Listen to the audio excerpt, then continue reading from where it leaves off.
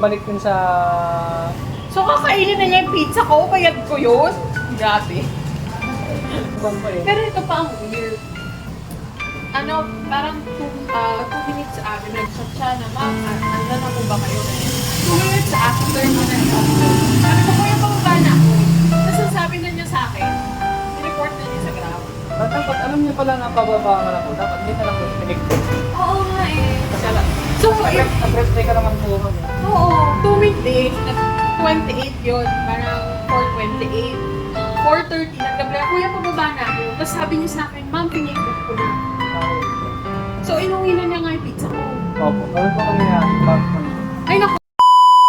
At isang mapagkapalang araw na naman ang mangyayari ngayon mga kalakay. At isang panibagong araw at sana maganda yung biyahe natin ngayon mga kalakay. Isang panibagong init ng panahon ang masasagupan natin ngayon. Ngayon, lalabas tayo. Sobrang init ito. Shoutout nga pala sa napakagandang damit natin ngayon, na long sleeve ba. Eastwood Unity Group. Ayan, shoutout po sa inyong lahat. At dito mga kalakay ay papagasuli na muna tayo ng full tank para dire-diretso mamaya yung ating booking kung saan man tayo mapapadpad. Hello, te. Full tank, te. Unleaded. 60 plus yun, di ba? Bilang mo sa amin, bilang sa mga pagkakas. Ano mga nakarabuan pa? Oh, nakaraan. Mob na 60 eh. Okay na yun, te. 188. Full tank natin. Balik kayo mo lang 200, te. 800 na lang sukli, te. So, ayun. Binigyan din natin ng pangmerenda si ate. Kahit kakalabas lang natin mga kalakay, no? Kumbaga, sa atin, bibigay talaga ng blessings mga kalakay. Wala po yun, ma'am. Okay, thank you. Itong deliver pala natin mga kalakay malapit na malapit lang at sa 108 meter lang naman yung diferensya na ito mga kalakay yung pagde-deliver natin. At yung order niya mga kalakay Starbucks na kape.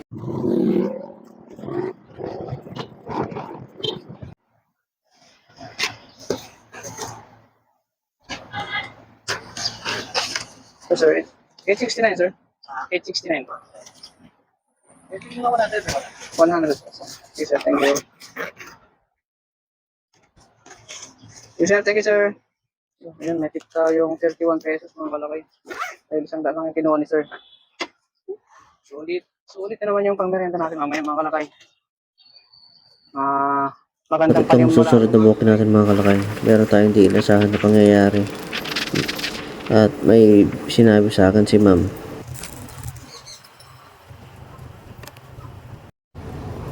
Ano po nangyari doon, ma'am? Ganyan din, nag-order ako. Tapos sabi niya, ang tagal ko daw bumaba. Nireport na niya ako sa Grab. Ilang minutes po yun, ma'am? Mga 10. Dapat hindi, kasi pag po ma'am, mangyayari po kasi kunwari, medyo natagalan po yung customer. Kasi ginagawa po na, pinipigbook namin yun, pagdating ng 15, o di kaya pataas po. Kasi re-report po namin kay Grab, Saan niyo dadali na bayad ng pizza? pero sure po kayong 10 minutes lang po yun. So, Kasi pagdating po kasi 15 minutes po ma'am, parang iuuli na rin po ganun. Kasi di na po pwedeng ibalik yun sa...